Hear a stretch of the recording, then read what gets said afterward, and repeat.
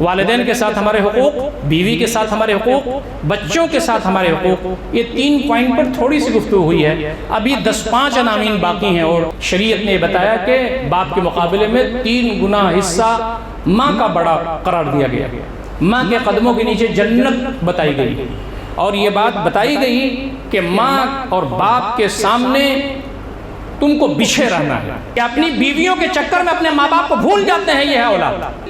جب ماں یا باپ کا انتقال گاؤں میں ہو جاتا ہے تو کہتے ہیں کہ ابھی جنازہ رکھنا مت، ہم فلائٹ سے آ رہے ہیں۔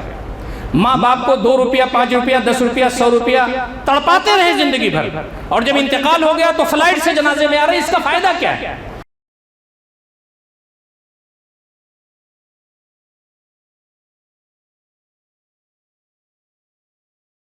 اجمعین الی یوم الدین، اما بعد، فاعوذ باللہ من الشیطان الرجیم، بسم اللہ الرحمن الرحیم۔ وَيُطْعِمُونَ الطَّعَامَ عَلَى حُبِّهِ مِسْكِينًا وَيَتِيمًا وَأَسِيرًا إِنَّمَا نُطْعِمُكُمْ لِوَجْهِ اللَّهِ لَا نُرِيدُ مِنكُمْ جَزَاءً وَلَا شُكُورًا إِنَّا نَخَافُ مِن رَّبِّنَا يَوْمًا عَبُوسًا قَمْطَرِيرًا فوقاهم الله شر ذلك اليوم ولقاهم نضرة وسرورا۔ صدق الله العلي العظيم۔ وعن النبي صلى الله تعالى عليه وسلم أنه قال: خير الناس أنفعهم للناس، أو كما قال النبي صلى الله تعالى عليه وسلم۔ برادر محترم جناب طاہر جمال صاحب، سیکرٹری حلقہ جماعت اسلامی ہند حلقہ اتر پردیش مشرق، محترم صابر صاحب، امجد سعید صاحب، دیگر ذمہ داران جماعت، قابل احترام بزرگوں، دوستوں اور عفت ماں اور بہنوں، السلام علیکم ورحمۃ اللہ وبرکاتہ۔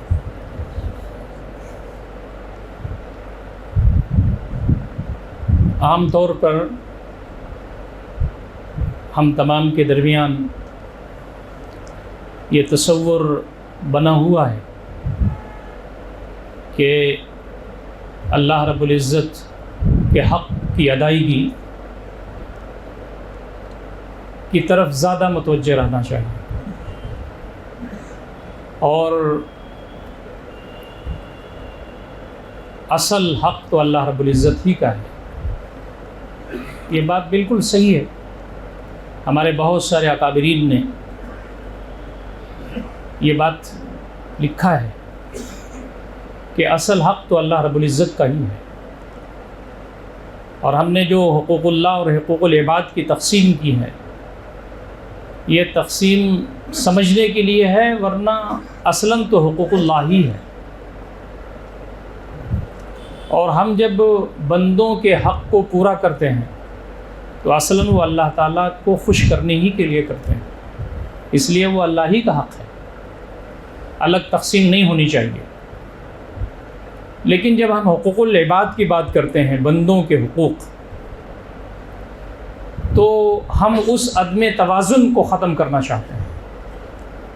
ہم اس پر غور و فکر کرنا چاہتے ہیں کہ اللہ رب العزت نے اپنا حق بھی بیان کیا ہے، اور اس نے جو مخلوق پیدا کی ہے اس کے ساتھ ہمارا رویہ اور سلوک کیسا ہو، اس کی بھی تعلیمات ہمیں دی ہیں۔ اور اس لیے بھی یہ عنوان زیادہ اہمیت کا حامل ہو جاتا ہے کہ بہت سارے لوگ نمازیں تو پڑھتے ہیں، روزے تو رکھتے ہیں، داڑھیاں رکھتے ہیں، تسبیحات کرتے ہیں، تہجد پڑھتے ہیں، لیکن بندگان خدا کے ساتھ ان کے تعلقات اچھے نہیں ہوتے۔ تو ہمارا دین پوری زندگی کی رہنمائی کرتا ہے۔ یا ایھا الذین آمنوا ادخلوا فی السلم کافۃ ولا تتبعوا خطوات الشیطان، اے لوگوں جو ایمان لائے ہو، دین میں پورے کے پورے داخل ہو جاؤ، اور اگر تم نے اپنی مرضی سے چیزیں کیں تو پھر وہ شیطان کے نقش قدم کی اتباع ہوگی۔ تو ہمیں جہاں اللہ رب العزت کے حقوق کو پورا کرنا ہے، اس میں کمی نہ ہو دانستہ طور پر، وہیں پر بندوں کے جو حقوق ہیں اس کے بارے میں مجھے بہت زیادہ سنجیدہ رہنے کی ضرورت ہے۔ اللہ رب العزت کی ایک سنت سے میں گفتگو کا آغاز کرنا چاہتا ہوں۔ اللہ رب العزت کی بہت ساری سنن ہیں، سنتیں، سنت کہتے ہیں طریقہ کو، رواج کو۔ تو اللہ رب العزت کی سنت ایک یہ ہے کہ وہ اپنا حق یعنی اللہ کی عبادت کی جائے اور اللہ رب العزت کے لیے عبادت کو خالص کیا جائے، مخلصین لہ الدین حنفاء، اخلاص کے ساتھ اس کی عبادت کی جائے، کسی کو شریک نہ کیا جائے، تسبیحات میں، تحلیلات میں، تکبیرات میں، تحمیدات میں اللہ تعالیٰ کے لیے قربانی پیش کی جائے، اللہ رب العزت کے لیے ہی سارے اعمال بجا لیے جائیں، یہ ہے اللہ رب العزت کا حق، اسی سے مانگا جائے، اسی سے استعانت طلب کیا جائے، اسی کے لیے ذبیحہ کیا جائے، یہ سارا حق وحدہ لا شریک کا۔ حقوق العباد یہ ہے کہ بندوں کے حق ادا کیے جائیں۔ کچھ لوگ ایسے ہیں جو ہمارے اپنے عزیز ہیں، اقربا ہیں، جن کی دولت، جن کا جو مال ہے وہ ہم سے وابستہ ہے، ہمارا مال ان سے وابستہ ہے۔ کچھ بہت ہی قریبی لوگ ہیں، جیسے باپ ہے، بیٹا ہے، بیوی ہے، ماں باپ ہیں، بہن بھائی ہیں، رشتہ دار ہیں۔ کچھ دوسرے اور لوگ ہیں، انسانیت کی بنیاد پر ان سے حقوق وابستہ ہوتے ہیں، پڑوسی ہیں ہمارے۔ ان سارے لوگوں کے ساتھ ہمارے تعلقات بہتر ہوں، یہ اس کا دوسرا پہلو ہے۔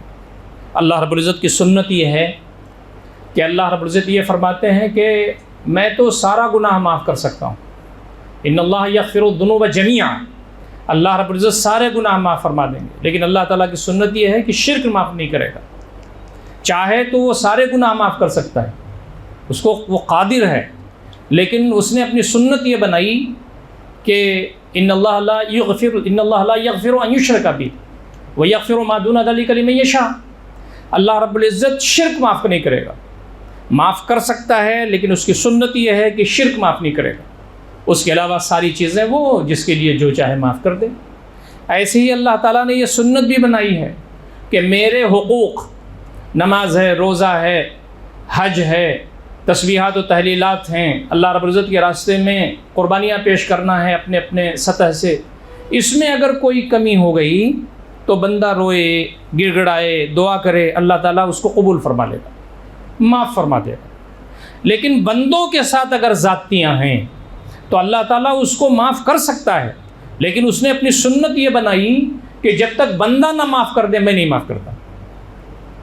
تو ایک بہت الارمنگ سچویشن ہمارے لیے ہے، سوچنے سمجھنے والوں کے لیے جو جنت میں اعلیٰ مقام چاہتے ہیں، کہ ہمیں بندوں کے ساتھ جب تک ہمارے تعلقات صاف نہ ہوں، معاملات کے، تعلقات کے، لین دین کے، برتاؤ کے، سلوک کے، اس وقت تک اللہ رب العزت معاف نہیں فرماتا۔ معاف کر سکتا ہے، جیسے وہ شرک کو معاف کر سکتا ہے لیکن شرک معاف نہیں فرماتا، ایسے ہی وہ اپنا حق تو معاف کر دے گا رونے اور گانے سے، لیکن بندوں کے حقوق اس وقت تک معاف نہیں کرے گا جب تک بندہ خود نہ معاف کر دے۔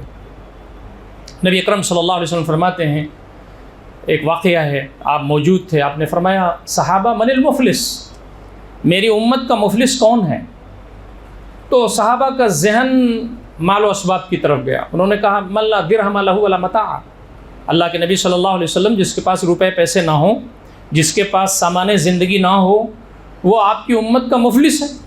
تو نبی اکرم صلی اللہ علیہ وسلم فرمایا کہ نہیں، آپ دوسرے رخ پر سوچ گئے، میری امت کا مفلس وہ ہے جو بڑی نمازیں پڑھ کر کے آئے گا، بہت روزے رکھ کے آئے گا، حج کئی کیا ہوگا، بہت سارے اعمال کثیر کیے ہوں گے، نبی اکرم صلی اللہ علیہ وسلم فرماتے ہیں پہاڑ کے برابر اس کا ثواب ہوگا، لیکن اس نے کسی کو مارا ہوگا، پیٹا ہوگا، من اخذ مال ھذا، من شتم ھذا، من سفک دم ھذا، بہت ساری تفصیلات حدیث میں آتی ہیں، کسی کو مارا ہوگا، پیٹا ہوگا، گالی دی ہوگی، کسی کا خون بہایا ہوگا، کسی کا مال ناجائز غصب کیا ہوگا، بہت ساری چیزیں کر کے آیا ہوگا، ایک طرف نماز، روزے، حج اور زکوٰۃ اور نہ جانے کیا کیا کر کے آیا ہوگا، اور دوسری طرف یہ بھی زیادتیاں کر کے قیامت کے دن آیا ہوگا۔ نبی اکرم صلی اللہ علیہ وسلم فرماتے ہیں اللہ رب العزت میزان عدل پر ہوگا اور وہ اس شخص کی نیکیاں تقسیم کرے گا جن کے ساتھ ظلم کیا گیا ہے، یہاں تک کہ اس کی نیکیاں ختم ہو جائیں گی اور ابھی مظلوم سامنے ہوں گے، تو پھر ان کے گناہ اس کے اوپر لادے جائیں گے، یہاں تک کہ ملک کے بل گھسیٹتے ہوئے اس کو جہنم میں ڈال دیا جائے گا۔ تو حقوق العباد کی اہمیت کے لیے یہ حدیث بہت اہمیت کی حامل ہے کہ ہم میں بہت سارے لوگ ایسے ہیں جن کی طبیعت بہت زیادہ حقوق اللہ میں لگتی ہے، لگنا چاہیے، لیکن دوسرا پہلو بالکل نگلیکٹڈ ہو جاتا ہے، تو اس لیے ہم کو توازن کے ساتھ زندگی گزارنی ہے۔ نبی اکرم صلی اللہ علیہ وسلم نے فرمایا کیا میں تمہیں نماز سے بہتر نہ بتاؤں؟ صحابہ نے کہا کیوں نہیں اللہ کے نبی صلی اللہ علیہ وسلم؟ کہا کیا میں تمہیں روزے سے بہتر نہ بتاؤں؟ صحابہ نے کہا کیوں نہیں اے اللہ کے نبی صلی اللہ علیہ وسلم؟ فرمایا آپ نے فرمایا اصلاح ذات البین، دو آدمیوں کے درمیان جھگڑا ہے اس کو چکا دینا یہ نفلی نماز اور نفلی روزوں سے بہتر ہے۔ ہمارے محدثین لکھتے ہیں کہ فرض نماز چھوڑ کر کے کوئی لوگوں کے درمیان صلح کرائے یہ ناجائز ہے۔ نفل نماز نفل روزے کی کتنی بڑی اہمیت ہے، آپ اندازہ کیجئے، بہت بڑی اہمیت ہے۔ ایک حدیث میں تو اللہ کے نبی صلی اللہ علیہ وسلم فرماتے ہیں کہ اللہ رب العزت سے قربت کا بہترین طریقہ نفل ہے۔ یتقرب العبد الی بالنوافل حتی احبہ، بندہ نوافل کے ذریعے اللہ تعالیٰ سے قریب ہوتا چلا جاتا ہے یہاں تک کہ اللہ تعالیٰ اس کو محبوب بنا لیتا ہے۔ اللہ تعالیٰ خود فرماتا ہے حتی احبہ، یہاں تک کہ میں اس کو اپنا محبوب بنا لیتا ہوں۔ فاذا احببتہ، جب میں اس کو اپنا محبوب بنا لیتا ہوں کنت بصرہ الذی یبصر بہ، میں اس کی آنکھ ہو جاتا ہوں جس سے وہ دیکھتا ہے۔ وسمع الذی یسمع بہ، اس کا کان ہو جاتا ہوں جس سے وہ سنتا ہے۔ ویدہ التی یبطش بہا، اس کا ہاتھ ہو جاتا ہوں جس سے وہ پکڑتا ہے۔ ورجل التی یمشی بہا، اس کا پیر ہو جاتا ہوں جس سے وہ چلتا ہے۔ ولئن سألنی لأعطینہ، مجھ سے مانگتا ہے تو میں ضرور اس کو دیتا ہوں۔ ولئن استعاذنی لأعیذنہ، میری پناہ میں آنا چاہتا ہے تو میں اس کو اپنی پناہ میں لے لیتا ہوں۔ تو اتنی بڑی حدیث، اس کو حدیث قدسی ہے، یہ اتنی بڑی خوشخبری نفل کے لیے ہے، لیکن نبی صلی اللہ علیہ وسلم نے فرمایا کیا میں نفل سے بہتر تم کو نہ بتاؤں؟ نفل روزے سے، نفل نماز سے؟ وہ یہ ہے کہ دو آدمیوں کے درمیان جھگڑا چل رہا ہے اس کو جا کر کے چکا دینا، صلح کرا دینا، اس سے بہتر ہے۔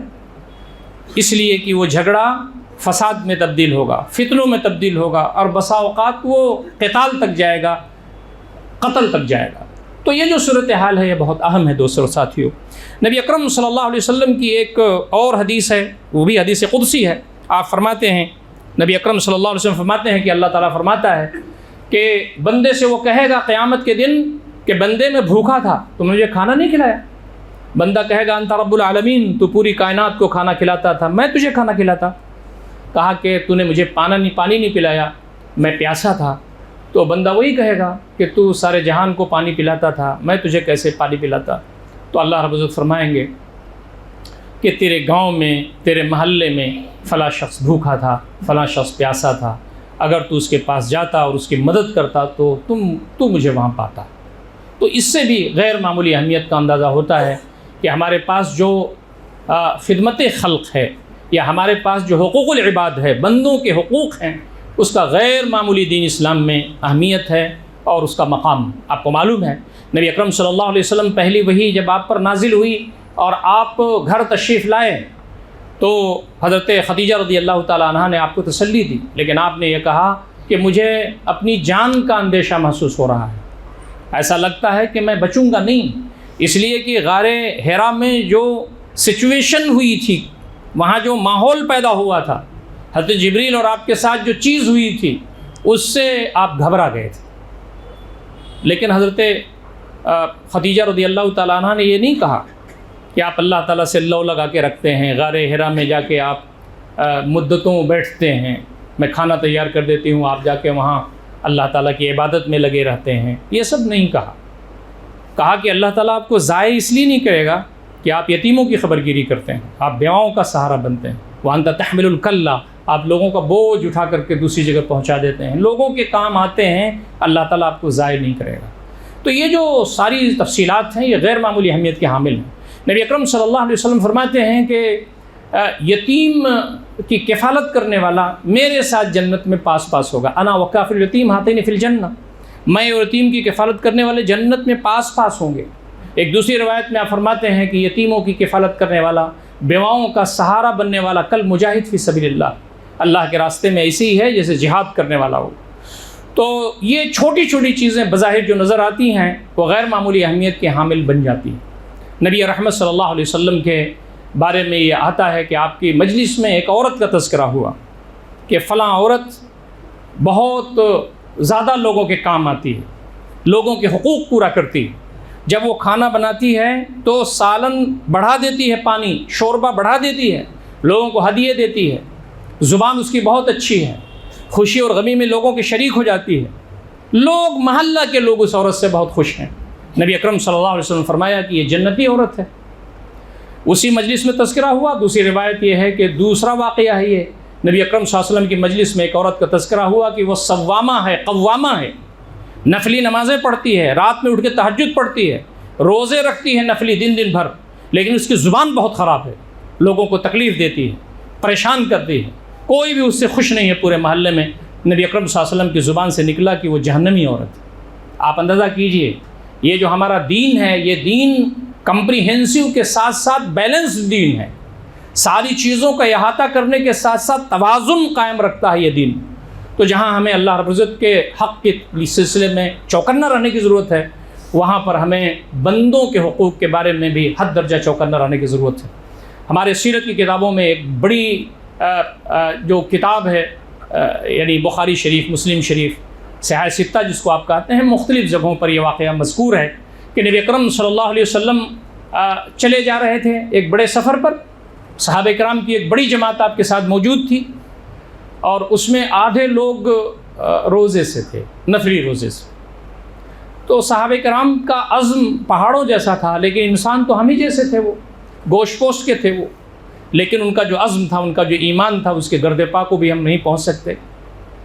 راوی بیان کرتے ہیں شدت کی دھوپ تھی اور کافی پیاس لگی ہوئی تھی لوگوں کو، لوگ تمنائیں کر رہے تھے کہ نبی اکرم صلی اللہ علیہ وسلم یہ ارشاد فرمائے کہ پڑاؤ ڈال دو، آرام کر لو۔ کچھ دیر کے بعد آپ نے فرمایا کہ پڑاؤ ڈال دو۔ جو روزے دار تھے وہ لیٹ گئے، اس لیے کہ ان کو بھوک لگی ہوئی تھی، پیاس لگی ہوئی تھی، لیکن جو روزے سے نہیں تھے انہوں نے خیمے لگائے، جانوروں کو باندھا، لکڑیاں اکٹھا کی، پتھر لا کر کے لگایا اور ڈیگچی اس پر رکھی اور نیچے آگ لگائی، لکڑی لگائی اور کھانا تیار ہونے لگا۔ نبی رحمت صلی اللہ علیہ وسلم کی جو نظر اس منظر پر پڑی تو آپ نے فرمایا کہ جو بے روزہ دار تھے وہ سارا ثواب لے گئے۔ تو ہمارا دین لوگوں کی خدمت کرنے کا دین ہے، لوگوں کے حقوق پہنچانے کا دین ہے، اسی لیے فرمایا کہ خیر الناس انفعہم للناس، لوگوں میں سب سے بہتر وہ ہے جو لوگوں کے لیے نفع بخش ہو۔ ہماری نمازیں کتنی اچھی صحیح، ہمارے روزے کتنے اچھے صحیح، ہماری تسبیح، ہماری تہجد، ہمارے نوافل، یہ کتنا اچھا صحیح، ہم جانتے ہیں، ہمارا رب جانتا ہے اس کے سلسلے میں، لیکن بندوں کے ساتھ ہمارے تعلقات کیسے ہیں، ہمارے ماں باپ کے ساتھ ہمارے تعلقات کیسے ہیں، ہماری بیوی کے ساتھ ہمارے تعلقات کیسے ہیں، بچوں کے ساتھ ہمارے تعلقات کیسے ہیں، ہمارے رشتہ داروں کے ساتھ ہمارے تعلقات کیسے ہیں، پڑوسیوں کے ساتھ ہمارے تعلقات کیسے ہیں، ان کے حقوق ہم ادا کر رہے ہیں کہ نہیں کر رہے ہیں۔ اگر یہ پہلو ویک ہے تو ہماری نمازیں شاید ہمارا کوئی زیادہ بھلا نہ کر سکیں۔ ہماری نمازیں بھی اچھی ہونی چاہیے اور بندوں کے ساتھ ہمارے تعلقات بھی اچھے ہونے چاہیے، اللہ تعالیٰ سے ہمارے تعلقات مضبوط ہونے چاہیے، اور ہمارے جو رشتہ دار ہیں ان کے حقوق بھی ہم پورا کرنے والے ہوں۔ یہ ہے دین کا جامع تصور۔ سب سے پہلا نقطہ جو حقوق العباد کے سلسلے میں آتا ہے وہ ہے والدین کے ساتھ ہمارے تعلق۔ ہر شخص ہمارے درمیان جو موجود ہے اس کے والدین کا رویہ اور اس کی قربانی اس کی زندگی میں غیر معمولی، اس پر کچھ کہنے اور سننے کی ضرورت نہیں ہے۔ ماں کے یہاں جب بچہ پیدا ہوتا ہے اور جن پریشانیوں سے گزر کر کے وہ بچے کو پالتی ہے اور بڑا کرتی ہے، وہ اسی کا حصہ ہے۔ اسی لیے شریعت نے بتایا کہ باپ کے مقابلے میں 3 گنا حصہ ماں کا بڑا قرار دیا گیا ہے۔ ماں کے قدموں کے نیچے جنت بتائی گئی ہے، اور یہ بات بتائی گئی کہ ماں اور باپ کے سامنے تم کو بچھے رہنا ہے۔ بظاہر جسمانی طور پر اتنی بڑی قربانی باپ کی نہیں ہے، لیکن باپ فکر مند رہتا ہے جب بچہ ماں کے پیٹ میں ہوتا ہے، ماں کی خبرگیری باپ کرتا ہے، وسائل جو کچھ بھی ہے اس کے پاس وہ فراہم کرنے کی کوشش کرتا ہے۔ بچہ اس دنیا میں آتا ہے تو سارا نظم و انتظام وہ کرتا ہے، سائبان بن کر کے کھڑا رہتا ہے، وہ راتوں رات وہ جاگتا ہے کہ بچہ عافیت کے ساتھ زندگی گزارے۔ اس کے وہ بیمار ہوتا ہے تو جہاں ماں تڑپتی ہے باپ بھی تڑپتا ہے، دونوں پریشان حال رہتے ہیں، دونوں کا میدان الگ ہے، لیکن دونوں کی قربانیاں اپنی جگہ پہ مسلم ہیں۔ چونکہ جسمانی قربانیاں ماں زیادہ دیتی ہے، اس لیے اسلام میں اس کا مقام کچھ زیادہ رکھا گیا ہے، لیکن باپ بعض روایتوں میں آتا ہے، اس پر کلام بھی کیا ہے ہمارے علماء نے، لیکن اس کا مفہوم صحیح ہے کہ جہاں ماں کے قدموں کے نیچے جنت ہے وہاں باپ جنت کا دروازہ ہے۔ ہمارا جو حق ہے ماں باپ کے ساتھ وہ یہ ہے کہ ان کے ساتھ ہمارا رویہ بہت پولائٹ ہونا چاہیے، ان کے ساتھ بات کرنے کا، ادب و احترام کا، لہجے کا، ان کی خدمت کرنے کا غیر معمولی اہمیت بیان کی ہے کتاب و سنت میں۔ ہمارا جو رویہ ہے، ہمارے نوجوانوں کا جو رویہ ہے، اس پر ہمیں سنجیدگی سے غور کرنا چاہیے۔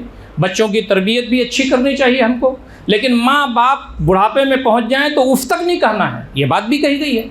ایک صحابی نے کہا کہ اللہ کے نبی صلی اللہ علیہ وسلم، میں نے اپنی ماں کو حج کروایا، پیٹھ پر لادے لادے پھرا 5 دن، میں نے طواف کروایا اپنی پیٹھ پر، اور میں گھوما، اور جتنے بھی مراسم عبودیت تھے اور جتنے بھی مناسک سے سب پورے کرائے۔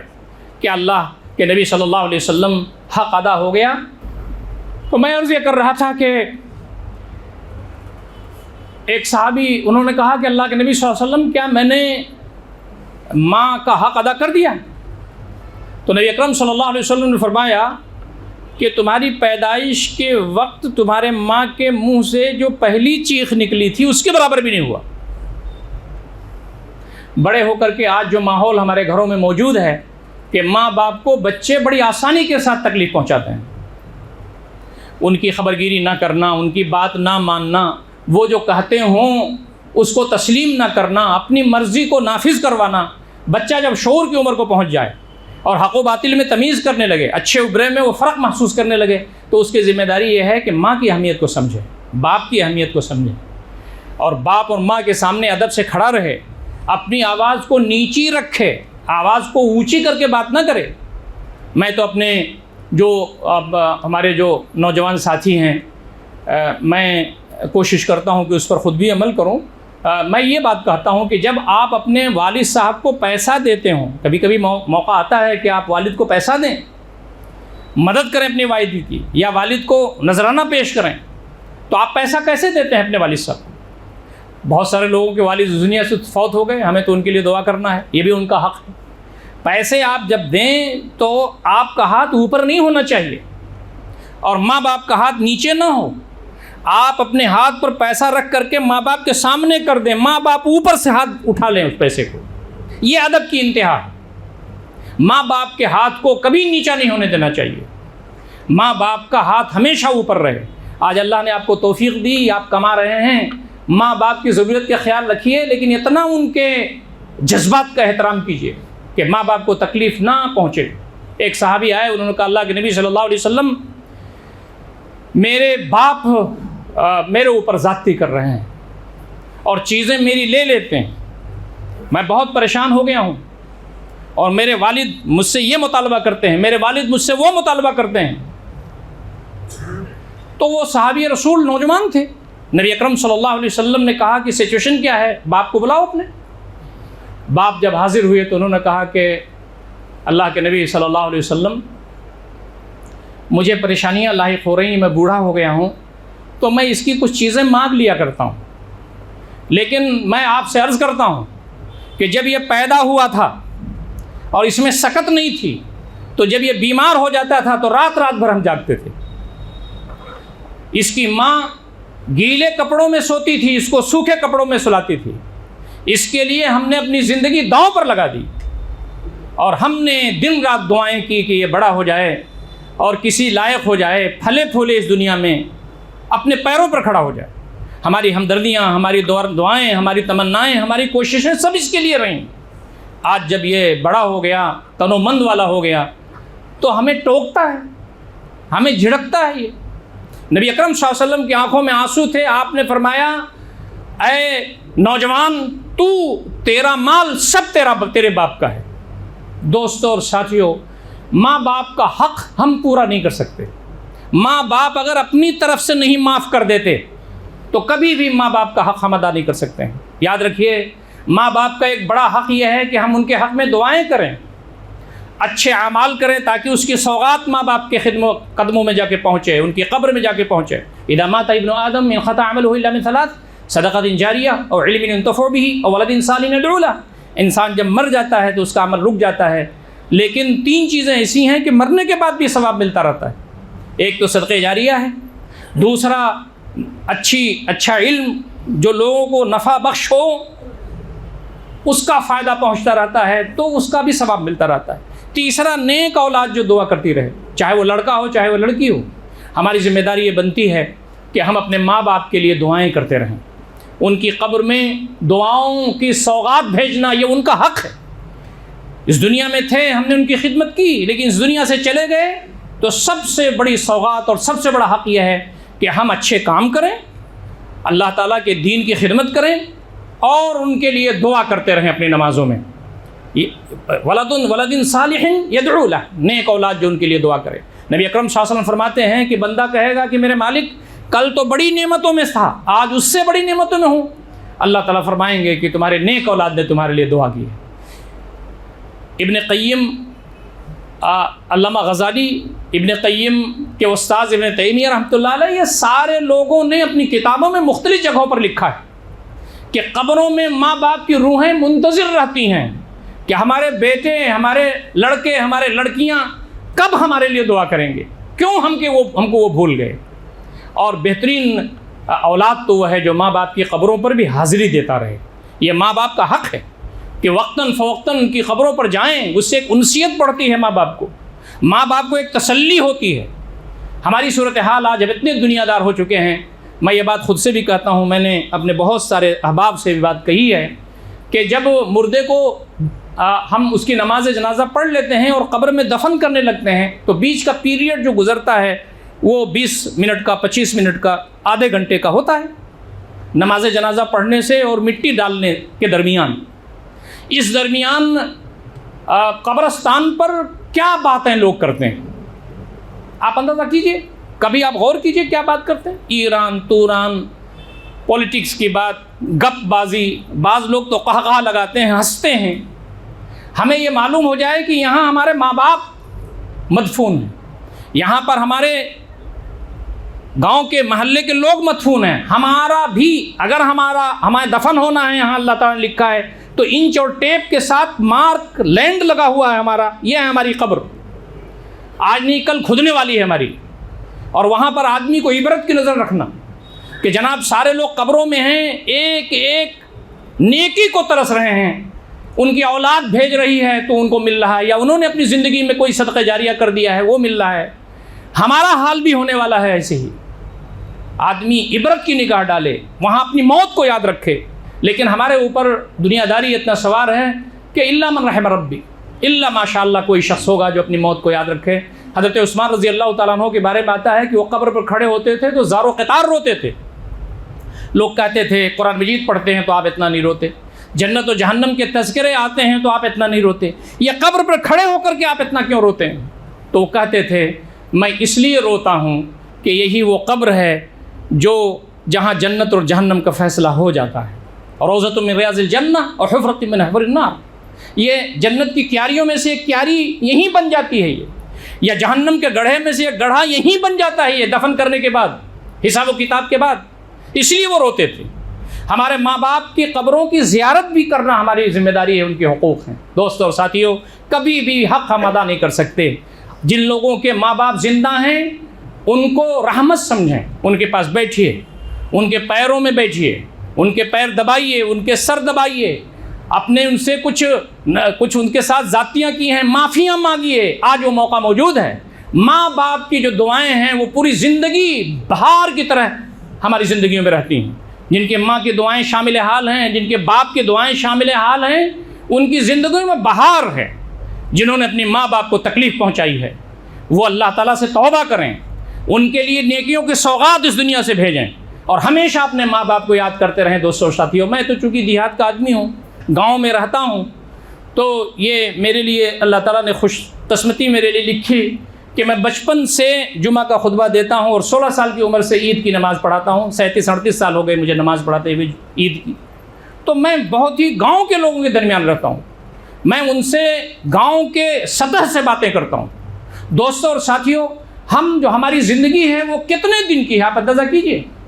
یہ بمبئی میں لوگ رہتے ہیں، کلکتہ میں لوگ رہتے ہیں، زندگی بھر ماں باپ کو ستاتے رہتے ہیں. ماں باپ پیسہ مانگتے ہیں تو نہیں دیتے، کلمہ خیر نہیں کہتے، ان کی بیویاں ان کو پڑھا دیتی ہیں، یا وہ قسم معاش میں اتنا لگے ہوئے ہیں.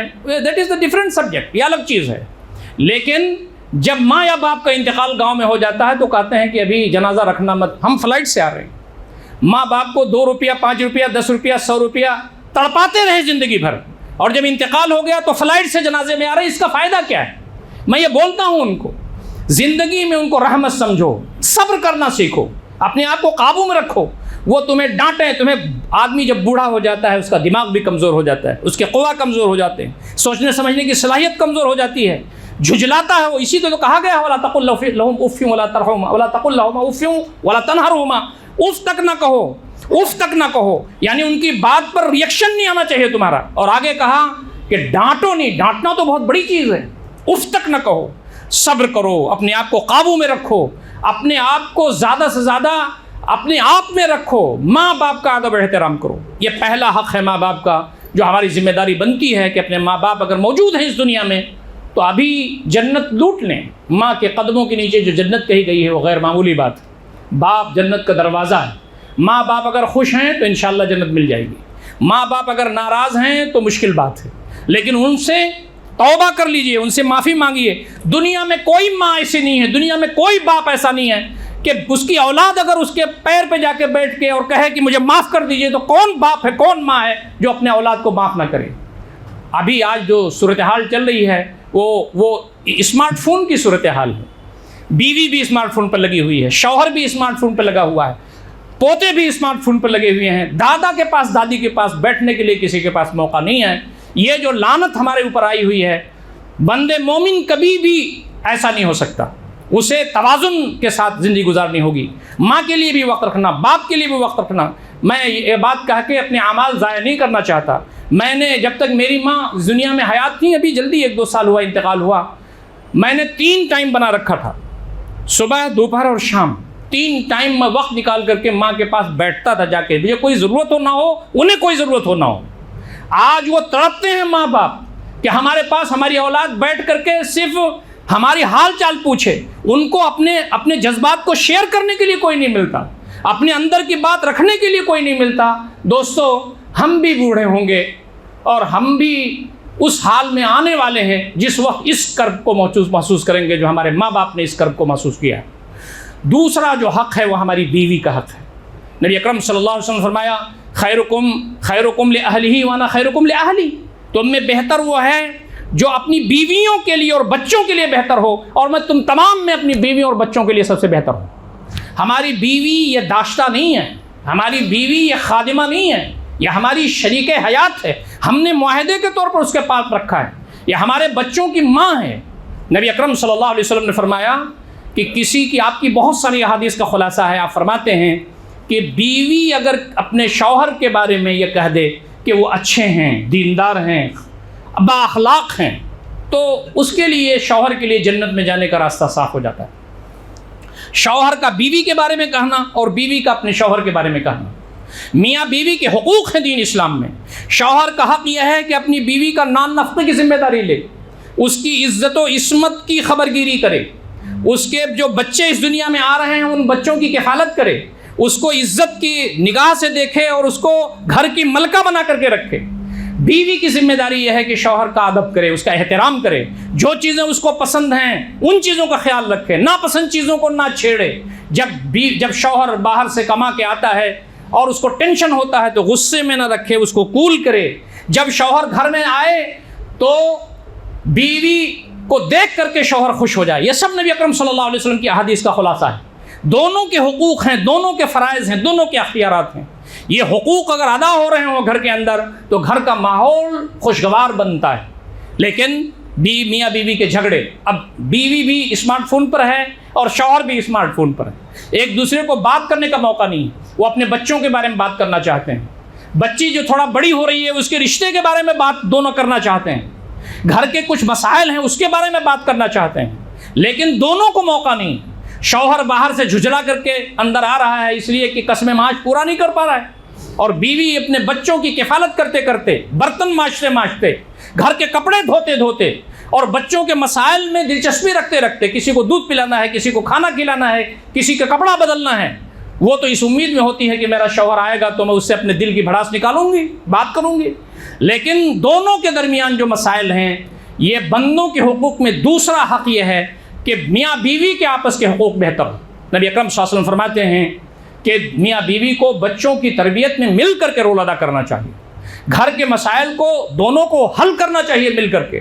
نبی رحمت صلی اللہ علیہ وسلم جیسے بہتر اس دنیا میں کوئی پیدا ہوا نہ ہے قیامت تک ہوگا. ہمارے دل کے رگوں کی گہرائیوں میں ایمان کا حصہ ہے یہ. آپ صلی اللہ علیہ وسلم آٹا بھی گوڑا کرتے تھے کبھی کبھی. حضرت عائشہ رضی اللہ تعالیٰ عنہ ہماری بات جو مائیں ہیں ان کے یہاں آپ کا یہ باقاعدہ معمول تھا کہ کچن کے کاموں میں مدد فرمایا کرتے تھے. کبھی کبھی نبی اکرم صلی اللہ علیہ وسلم رحمت بن جاتے تھے اپنی بیویوں کے ساتھ, اپنے بچوں کے ساتھ. گھر کے کاموں میں حصہ بھی بٹانا, باہم محبت کے ساتھ رہنا. آدمی کے حدود اور اختیارات کیا ہیں وہ لکھے ہوئے ہیں, لیکن اس سے آگے بڑھ کر کے محبت کا ماحول تو یہ ہو کہ ایک دوسرے کا کوآپریشن, ایک دوسرے کا تعاون ہو. تو سب سے بڑا جو کام گھر کے اندر ہے میاں بیوی کا, وہ بچوں کی تربیت کا کام ہے, مل جل کر کے کرنے کا کام ہے. نبی اکرم صلی اللہ علیہ وسلم ایک بڑی حدیث میں روایت فرماتے ہیں کہ بہترین شوہر ہے وہ جو تہجد کے لیے اٹھے, بیوی کو جگائے, بیوی نہیں اٹھتی تو پانی کے چھینٹے مارے اور وہ بھی اٹھے اور اللہ تعالیٰ کی بارگاہ میں دونوں راز و نیاز کریں. اور بہترین بیوی ہے وہ جو تہجد کے لیے اٹھے, شوہر کو جگائے, شوہر نہیں اٹھتا تو پانی کے چھینٹ مارے اور وہ بھی اللہ رب العزت کی بارگاہ میں دونوں راز و نیاز کریں. بیوی کو چھینٹ مارنا شوہر کا یہ تو سمجھ میں آتا ہے, لیکن بیوی شوہر کو پانی کا چھینٹ مارے یہ کیا ہے کسی میں طاقت؟ ہمارے معاشرے اور سماج کے اندر ہم نے ایسا گھٹن کا ماحول بنا دیا ہے, اپنے یہاں اس طرح سے ہم نے ایٹیکیٹس بنا رکھے ہیں کہ شوہر بیوی دب کر کے گھر کے اندر رہتی ہے. نبی اکرم صلی اللہ علیہ وسلم نے فرمایا کہ شوہر جب کوئی کام کرے تو بیوی اس کو اپریشیٹ کرے, اور بیوی اگر دین اسلام کے راستے میں کوئی کام کرے تو شوہر اس کو اپریشیٹ کرے. نبی اکرم صلی اللہ علیہ وسلم تشریف فرما ہیں, صحابہ کرام پروانوں کی طرح گھیرے ہوئے ہیں. آپ قرآن مجید کی آیت پڑھتے ہیں, من یقرض اللہ قرضا حسنا فیضاعفہ له اضعافا کثیرا. جو اللہ کون ہے جو اللہ تعالیٰ کو قرض حسن دے گا, اللہ تعالیٰ اس کو کئی گنا بنا کر کے پیش کر گئے قیامت کے دن.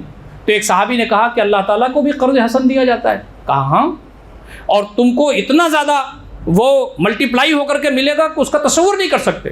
تو انہوں نے کہا اللہ کے نبی صلی اللہ علیہ وسلم, ایک نخلستان ہے میرے پاس, میرا سب سے بہترین باغ کھجور کا, میں اسے قرض حسن دیتا ہوں. یہ حضرت ابو الدحداح رضی اللہ تعالیٰ عنہ ہیں. اور جب وہ اس باغ کے پاس گئے تو اس میں انہوں نے ایک چھوٹی سی جھوپڑی بنا رکھی تھی, اس میں بیوی کے ساتھ رہتے تھے, لیکن اب باغ میں نہیں گھستے, اس لیے کہ اس کو تو اللہ کے راستے میں دے دیا قرض حسن. دور سے اپنی بیوی کو بلاتے ہیں. بیوی نے دیکھا کہ کوئی آواز آ رہی ہے تو باہر وہ نکلی اور اس نے کہا کیا معاملہ ہے؟ کہا یہ باغ اپنا نہیں ہے, اب میں نے اس کو اللہ تعالیٰ کو قرض حسن دے دیا ہے. اب آج کل کی بیویاں اگر ہوتی تو 100 مرتبہ اپنے شوہر سے کہتی یہ ڈیسیژن تم نے کیوں لیا بغیر میرے پوچھے ہوئے؟ اربوں کی پراپرٹی ہے, کروڑوں کی پراپرٹی ہے, نہ مجھ سے پوچھا نہ ڈسکشن کیا. لیکن آپ اندازہ کیجئے, دونوں کا مطمع نظر یہ تھا کہ اللہ تعالیٰ خوش ہو جائے, دونوں کا مقصد یہ تھا کہ ہم آخرت میں کامیاب ہو جائیں, دونوں کا منتہا نظر یہی تھا کہ جنت میں اعلیٰ مقام ملے. تو جو بیوی باہر نکلی حضرت ام الدحداح رضی اللہ تعالیٰ عنہ, تو انہوں نے کہا کہ کیا ہوا؟ تو کہا یہ ہوا, میں نے یہ باغ دے دیا اللہ کے راستے میں. تو بیوی نے کچھ نہیں کہا, بیوی نے صرف یہی کہا کہ میرے شوہر نامدار, یہ فیصلہ اللہ تعالیٰ آپ کو مبارک کرے, ہمیں قوی امید ہے کہ اللہ تعالیٰ کے ہاں اس سے بہتر باغات سے ہمیں نوازا جائے گا. یہ حقوق سے اوپر اٹھ کر کے چیز ہے, اپریشیشن کا ماحول ہو. بیوی اچھا کام کر رہی ہو, شوہر مبارکباد دے. شوہر اچھا کام کر رہا ہو تو بیوی اس کو اپریشیٹ کرے. پیچھے کھڑے ہوں ایک دوسرے کے کہ جب کوئی اچھا کام وہ کر رہے ہوں دین اسلام کے راستے میں, اس لیے کہ یہ جو رشتہ جڑا ہوا ہے یہ اللہ کا نام لے کر کے جڑا ہوا ہے. اور جو آیات پڑھی جاتی ہیں 4 آیات نکاح میں, اس میں تقوی کا جگہ جگہ تذکرہ کیا گیا ہے. واتقوا اللہ الذی تساءلون بہ والارحام, اللہ تعالیٰ سے ڈرو اور اللہ رب العزت سے کا تقوی اختیار کرو کہ جن رشتوں کی دہائیاں دے کر کے اللہ تعالیٰ کو تم یاد رکھتے ہو. تو دوستوں اور ساتھیوں, یہ جو صورتحال ہے یہ غیر معمولی اہمیت کی حامل صورتحال ہے. وہی وہ واقعہ ہے کہ صحابی کے گھر میں کچھ بھی نہیں تھا, لیکن نبی اکرم صلی اللہ علیہ وسلم کی مجلس جنمی ہوئی ہے, آپ صلی اللہ علیہ وسلم تشریف فرما ہے, صحابہ کرام پروانوں کی طرح گھیرے ہوئے ہیں. ایک شخص آتا ہے, وہ کہتا ہے اللہ کے نبی صلی اللہ علیہ وسلم کئی وقت سے بھوکا ہوں, مجھے کھانا کھلا دیجیے. نبی اکرم صلی اللہ علیہ وسلم نے حضرت عائشہ رضی اللہ تعالیٰ عنہ کا بھیجا, صرف پانی ملا. نبی اکرم صلی اللہ علیہ وسلم نے حضرت ام سلمہ کے ہاں بھیجا, صرف پانی کی اطلاع آئی. 1-2 ازواج کے ہاں اور بھیجا, وہاں بھی کہا کہ کھانا نہیں ہے. آپ صلی اللہ علیہ وسلم کا شیوا یہ تھا کہ پہلے کام خود کرتے تھے, جب نہیں ہوتا تھا تب دوسروں کو موقع دیتے تھے. آپ نے کہا کہ کوئی صحابی ہے جو ان کو لے جائے اپنے گھر اور مہمان رسول بنائے. ایک صحابی کھڑے ہو گئے, ان کا نام حضرت ابو طلحہ رضی اللہ تعالیٰ عنہ.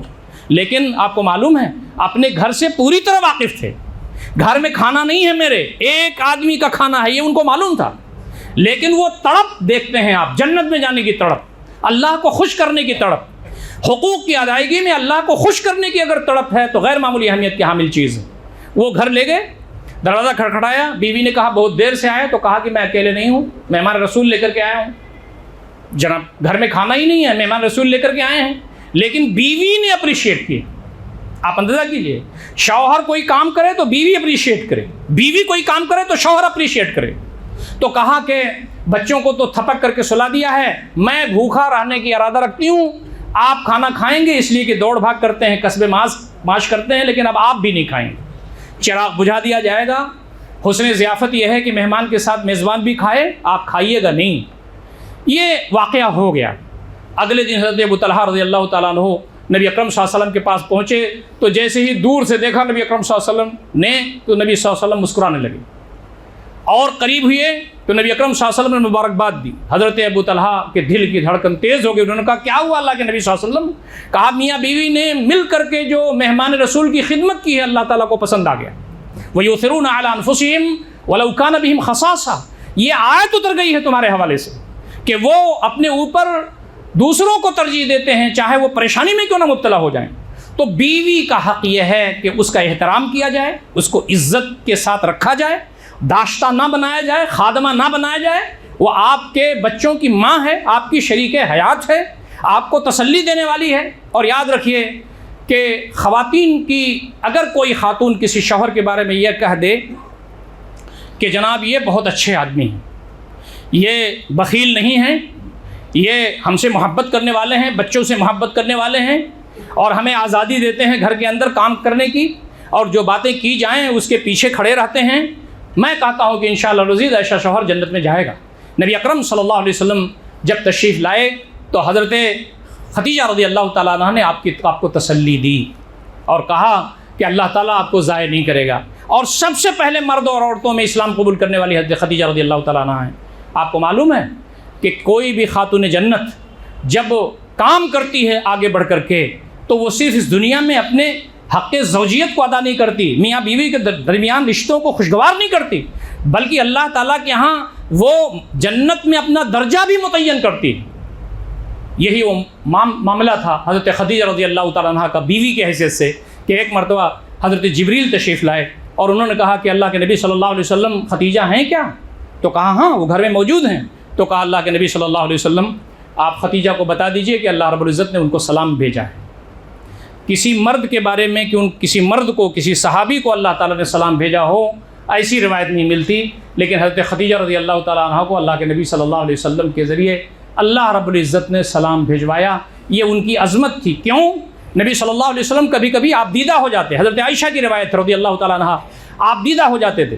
جتنی بھی بیویاں ہیں سب میں سب زیادہ تذکرہ حضرت خدیجہ رضی اللہ تعالیٰ عنہ کا کرتے تھے نبی اکرم صلی اللہ علیہ وسلم، حالانکہ ان کو انتقال ہوئے کافی دن ہو گئے تھے، وہ تو مکی پیریڈ میں ہجرت مدینہ سے پہلے ہی انتقال ہو گیا تھا۔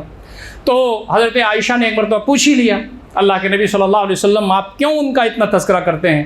تو نبی اکرم صلی اللہ علیہ وسلم کی آنکھوں میں آنسو تھے۔ آپ نے فرمایا کہ عائشہ تم کیا جانو، دنیا نے جب مجھے دھتکارا تو اس نے مجھے تسلیم کیا، دنیا جب مجھ پر انکار کر رہی تھی تو اس نے میرا انکار کیا، دنیا نے جب وسائل بند کر دیے تو اس نے اپنے مال و اسباب کے وسائل کا دہانہ میرے لیے کھول دیا، موتی جیسے بچے اس سے میرے ہیں۔ آپ کو معلوم ہے کہ اکثر بیشتر اولاد نبی اکرم صلی اللہ علیہ وسلم کی حضرت خدیجہ رضی اللہ تعالیٰ عنہ سے ہوئیں جو اس دنیا میں موجود ہیں۔ دوستو اور ساتھیو، یہ جو حق ہے بیوی کا یہ غیر معمولی حق ہے، شوہر کا حق غیر معمولی۔ اگر آپ چاہتے ہیں کہ دنیا میں آپ کا گھر جنت نشان بنے، آپ کا گھر خوشگوار ہو، اللہ تعالیٰ کی رحمتیں، اس کی برکتیں، اس کے نوازدات، اس کی عنایات آپ کے گھر پر ہوں، تو ہمیں بیوی کو چاہیے کہ شوہر کا حق پہچانیں، شوہر کو چاہیے کہ بیوی کا حق پہنچانے، اور ہم آخرت کے لیے کام کرنے والے بنیں کہ دنیا تو ختم ہو جائے گی لیکن اللہ رب العزت کے ہاں ہمیں حاضر ہونا ہے اور اپنے کیے کا حساب و کتاب دینا ہے۔ میرے خیال سے 10 منٹ بچا ہوا ہے، کتنا بچا ہوا؟ جی فہرست بہت لمبی ہے حقوق کی، یہ پورا نہیں ہوگا، اس لیے مجھے بیچ ہی میں اپنی گفتگو ختم کرنی پڑے گی، تو مجھے جب وقت ہو جائے تو آپ بتا دیجئے 2-3 منٹ پہلے۔ تیسرا جو سب سے بڑا حق ہے وہ ہمارے بچوں کا ہے۔ دوستوں اور ساتھیوں، یہاں جتنے بھی لوگ موجود ہیں سب کے پاس بچے موجود ہیں الحمدللہ، اور جن کے پاس بچے نہیں موجود ہیں، یہ بھی اللہ رب العزت کا ایک بڑا رحم اور کرم ہے۔ بہت سارے لوگ ایسے ہوتے ہیں نا جن کی اولاد نہیں ہوتی، بہت پریشان حال ہوتے ہیں وہ، اور کہتے ہیں کہ ہمارے پاس اولاد نہیں ہے، گھر سونا ہے اور زندگی میں کوئی رونق نہیں ہے۔ لیکن یاد رکھیے اللہ رب العزت کی یہ دنیا ہے اور وہ جس کو چاہتا ہے جو نوازتا ہے۔ للہ ملک السماوات والارض یخلق لمن یشاء یہب لمن یشاء اناثا ویہب لمن یشاء الذکور۔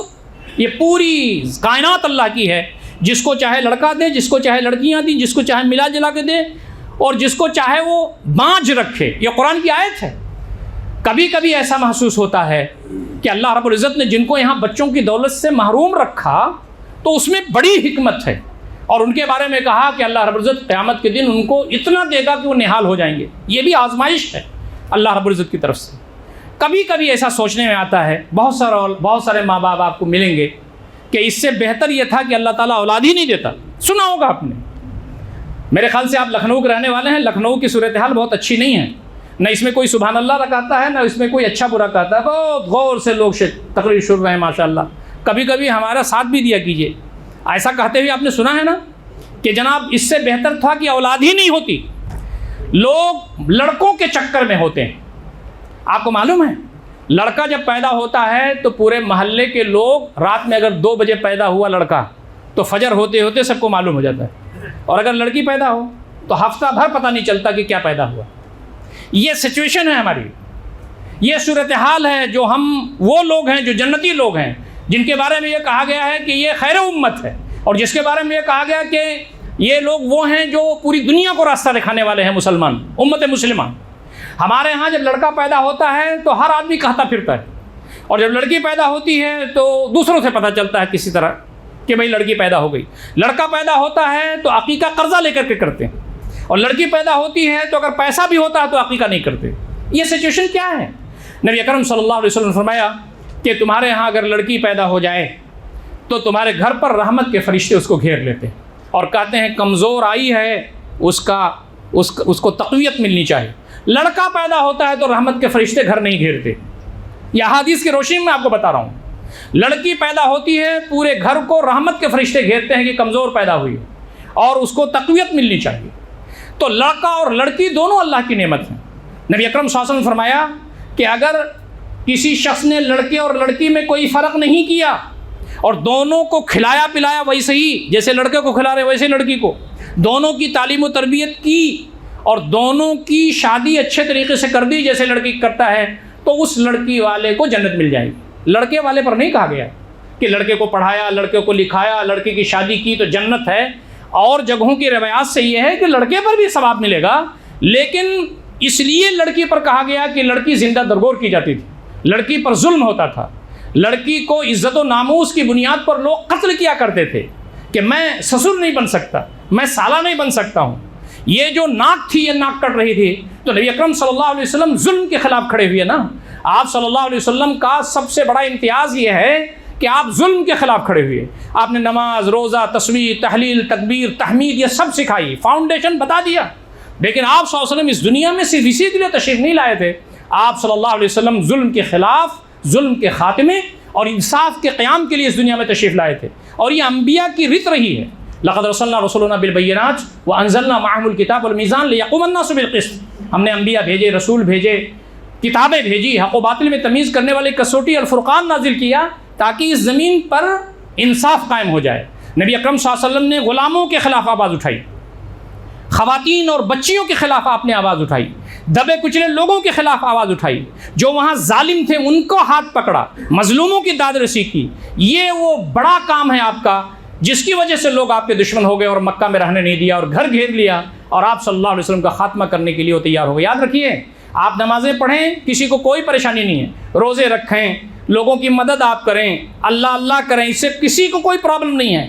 جب آپ ظلم کے خلاف آواز اٹھائیں گے، جب آپ ظالم کا ہاتھ پکڑیں گے، جب آپ مظلوموں کی دادرسی کریں گے، تو آپ کے خلاف چکر چلائے جائیں گے۔ ایک مقدمہ ہے تو 4 مقدمہ آپ کے خلاف کیا جائے گا، 10 مقدمہ آپ کے خلاف کیا جائے گا، آپ کے بچے کو جیل میں ڈالا جائے گا، آپ پر مورل پریشر ڈالا جائے گا کہ آپ کام یہ چھوڑ دیں۔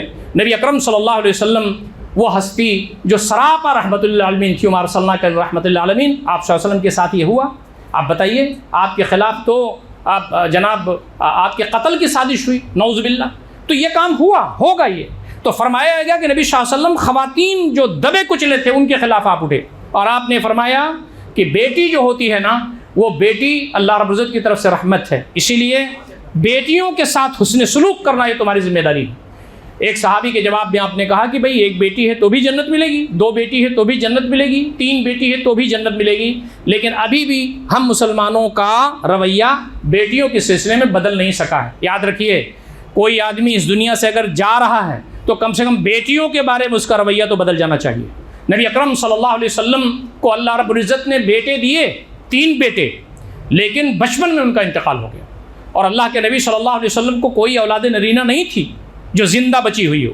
ما کان محمد ابا احد من رسولکم ولکن رسول اللہ، ما کان محمد ابا احد من رجالکم ولکن رسول اللہ وخاتم النبیین، تمہارے جو یہ رسول ہیں یہ تمہارے مردوں میں سے کسی کے باپ نہیں ہیں، یہ رسول خدا ہیں، خاتم الانبیاء ہیں۔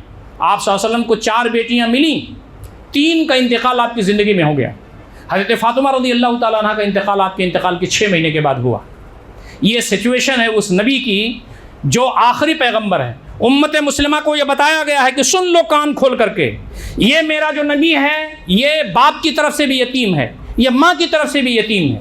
یہ جو میرا نبی ہے اس کے جو دادا تھے عبد المطلب، ہم نے ان کا وہ بھی انتقال ہو گیا اللہ تعالیٰ کی مرضی سے، اس کی رضا سے۔ پھر ابو طالب نے سنبھالا وہ محاذ۔ دیکھو کہ یتیم الطرفین، ایک ایسا شخص بظاہر دنیا کے لحاظ سے مفلوق الحال، پریشان حال، اس شخص کو ہم نے امامت کے لیے، نبوت کے لیے چنا ہے۔ تم دیکھ لو کہ دنیا میں جو تمہارے وسائل و ذرائع ہیں اس کی کوئی اہمیت نہیں ہے ہمارے نزدیک۔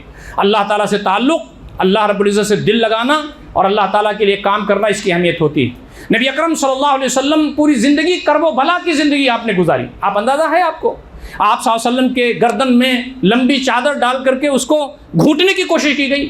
آپ جب سجدے میں تھے تو اوجھ ڈالا گیا، آپ کو مارا گیا، پیٹا گیا، آپ کو گالیاں دی گئیں، آپ کا جسم اطہر گویا کہ شہید ہوا، لہو لہان ہوا۔ طائف میں آپ کو پتھروں کی بارش ہوئی، احد میں آپ کے دندان مبارک شہید ہوئے، آپ کے خلاف قتل کی سازش ہوئی، پوری زندگی کرب و بلا کی ہے۔ تو فرمایا کہ اگر تم دنیا چاہتے ہو تو یہ ہے ہمارا رسول، اور اگر آخرت چاہتے ہو تو یہ ہے اس کی زندگی۔ تو ایک بات جو بہت بڑی تھی وہ یہ تھی کہ لوگ کہتے تھے کہ ان کی تو جڑ کٹ گئی، ان کو کون یاد رکھنے والا ہوگا۔ نبی اکرم صلی اللہ علیہ وسلم محمد، وہ تو محمد کہتے تھے، محمد کے تو اولاد نرینہ ہے ہی نہیں، صرف لڑکیاں ہیں، ان کو کون یاد رکھنے والا ہوگا۔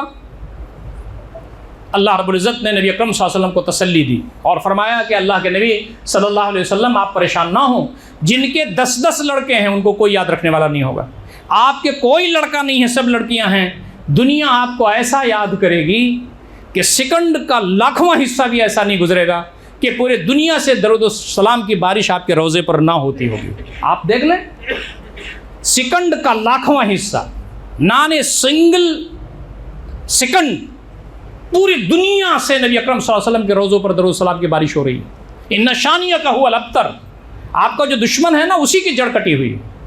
تو آج بھی اگر یہ خناس ہمارے دماغ میں سوار ہے کہ لڑکے زیادہ افضل ہیں، لڑکیاں کم ہیں، وہ نکال دیجئے۔ اور ایک بات یاد رکھیے، جن لڑکوں کے لیے آپ مٹھائیاں بانٹتے ہیں وہ لڑکے بڑے ہو کر کے سب سے زیادہ ماں باپ کو تکلیف پہنچاتے ہیں۔ لڑکی کبھی بھی ماں باپ کو تکلیف نہیں پہنچاتی، گھر میں رہتی ہے تو وہ پریشان نہیں کرتی، پڑھ لکھ کر کے آتی ہے، گھر کا کام بھی کرواتی ہے، ماں کی خدمت بھی کرتی ہے، باپ کے سر پر تیل بھی رکھتی ہے، باپ کا پیر بھی دباتی ہے۔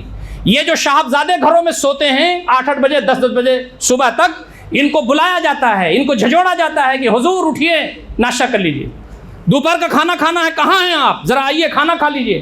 یہ بچیاں برتن صاف کرتی ہیں، کھانا بناتی ہیں، پڑھتی بھی ہیں، اور جب ان کی شادیاں ہو جاتی ہیں پھر بھی فون پر ماں باپ کو یاد رکھتی ہیں۔ میں آپ کو بتاؤں، میرا تو زندگی کا تجربہ، چونکہ ایسائیوں سے میں 19 سال سے گردش میں ہوں، میرے تجربات بہت ہو گئے ہیں اللہ کے فضل سے۔ باپ کا کو ہارٹ اٹیک ہوا، ہاسپٹل میں پہنچا، لڑکے کو فون کیا گیا، ایک بمبئی میں تھا ایک باہر تھا، دونوں نے کہا کہ بس میں پیسہ بھیج رہا ہوں، کسی نے یہ نہیں کہا کہ میں آ رہا ہوں، میں پیسہ بھیج رہا ہوں۔ پیسہ بھیجا نہیں بھیجا وہ الگ سوال ہے، میں پیسہ بھیج رہا ہوں۔ لیکن 2-3 بیٹیاں تھیں جو ان کے اوپر اوبال تھیں، بڑی مشکل سے ان کی شادیاں بیچارے کر پائے۔ ہر آدمی کے لیے اوبال ہو جاتی ہیں، آج کا جو ماحول چل رہا ہے۔ نبی اکرم صلی اللہ علیہ وسلم کے زمانے میں اوبال نہیں تھی، جو نیک بندے ہیں ان کے لیے وبال نہیں ہوتی. ہمارے ماحول میں وبال ہو گئی. تینوں بچیوں نے جب سنا کہ باپ ہسپتال میں پہنچا، اپنے شوہر کو لے کر کے ہسپتال میں پہنچ گئے.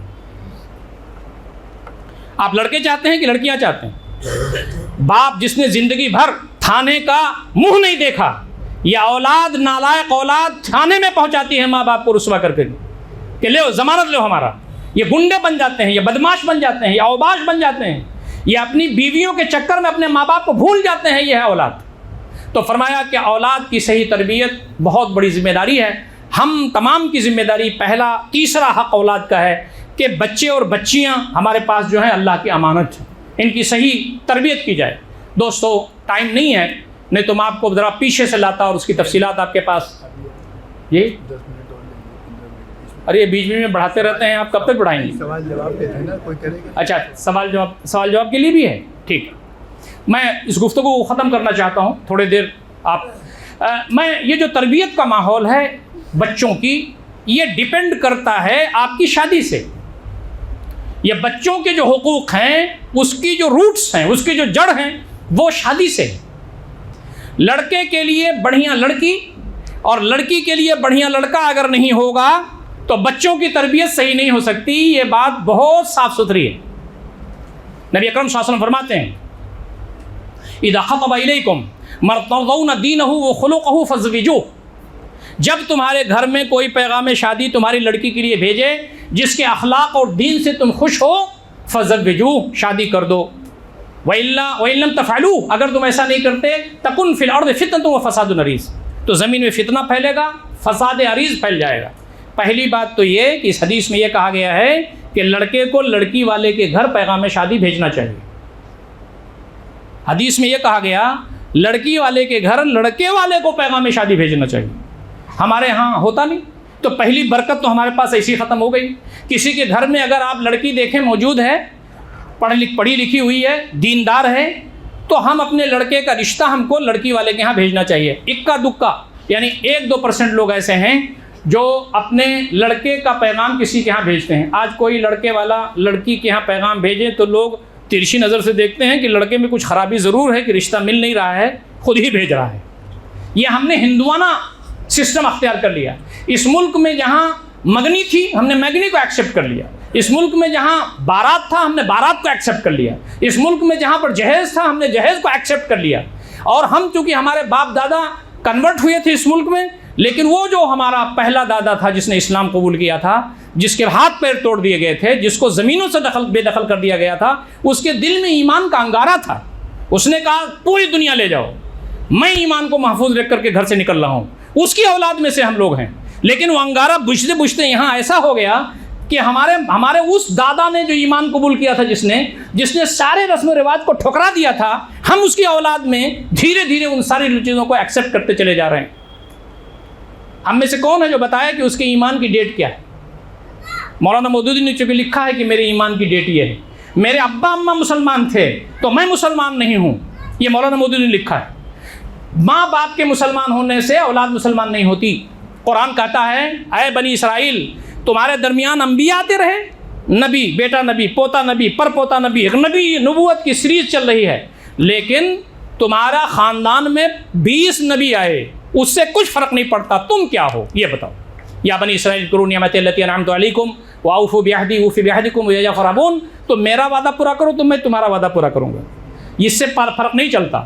تو ہمارے ماں باپ مسلمان تھے اس لیے ہم لوگ مسلمان ہیں. آپ بتائیے کہ مسلمان گھر میں پیدا ہونے سے ہم جنت میں چلے جائیں اور ہندو گھر میں پیدا ہو جانے سے کوئی ہندو ہو جائے جہنم میں چلا جائے؟ یہ انصاف نہیں ہے.